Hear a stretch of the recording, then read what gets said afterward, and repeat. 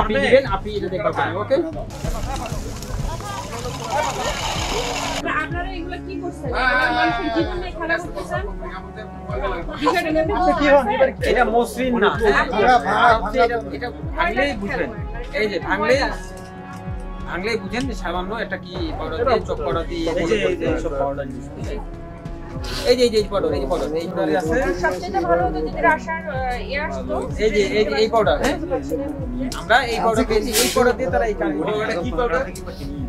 কোনো একটা লেভেলিং নাই, মানে কোনো লেভেল নাই। এটা দিয়ে তারা তৈরি করতেছে। পট আছে, তাদের পট দিয়ে এগুলো করতেছে। আমাদের যে ভাবি ডাকে কথা বলে পুরো কথা বলতে আর ভাইরা কইলো মারে। এই ওষুধ তো সাধারণত বলা যাবে না যে এটা নকল। তো তারপরে ওষুধ তৈরির সরঞ্জাম এবং কৌটা এগুলো দেখে এবং ওষুধ যে স্ট্রিপ আছে, ওষুধটা খোলার পরে দেখা যাচ্ছে যে ওষুধে ময়লা আছে এবং ভাঙলে দেখা যাচ্ছে যে ওটার ভিতরে মানে ময়দা বা এই টাইপের কিছু।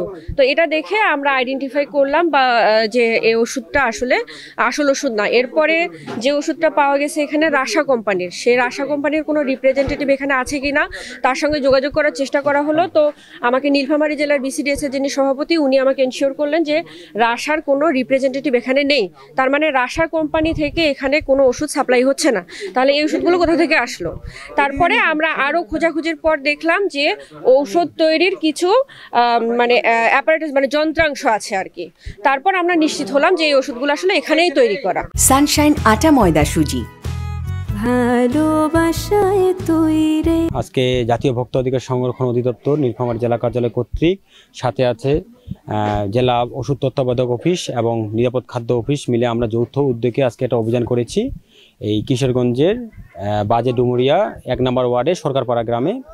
এখানে আমাদের যেটা আমরা মেসেজটা পেয়েছিলাম যে এখানে নকল কিছু ওষুধ তৈরি করা হচ্ছে, এটা ইউনো স্যার এই মেসেজটা দিয়েছিলেন। পরবর্তীতে আমরা সরেজমিনে এসে 3 জন অফিসার আমরা এখানে সততা পেয়েছি। আমরা অনেকগুলো ওষুধ যেটা নকল তৈরি হয়েছে তারা এখানে বা অন্য কোথাও এটা উৎপাদন হয়েছে, তারা এখানে এটা এসে এখানে সেটার বাজাত করবে এই মর্মে তার প্যাকেটজাত করতেছিল। এবং কিছু খাদ্য সামগ্রীও যেটা সম্পূর্ণ ভেজাল খাদ্য সামগ্রী তারা এখানে প্যাকেটজাত করতেছিল। এই সব খাবার এবং ওষুধ আমরা এখানে সরজমিনে এসে স্পটে আমরা পেয়েছি এবং আনুমানিক প্রায় 3 থেকে 4 লক্ষ টাকার আমরা নকল ওষুধ এবং খাদ্য সামগ্রী আমরা এখানে জব্দ করেছি এবং জব্দ করার সাথে সাথে আমরা এগুলো পুড়িয়ে ধ্বংস করেছি। ভোক্তা অধিকার সংরক্ষণ 2009-এর 42 এবং 50 ধারা মোতাবেক আমরা এই উক্ত রব্বানী সরকারকে আমরা 50,000 টাকা জরিমানা আরোপ এবং আদায় করেছি।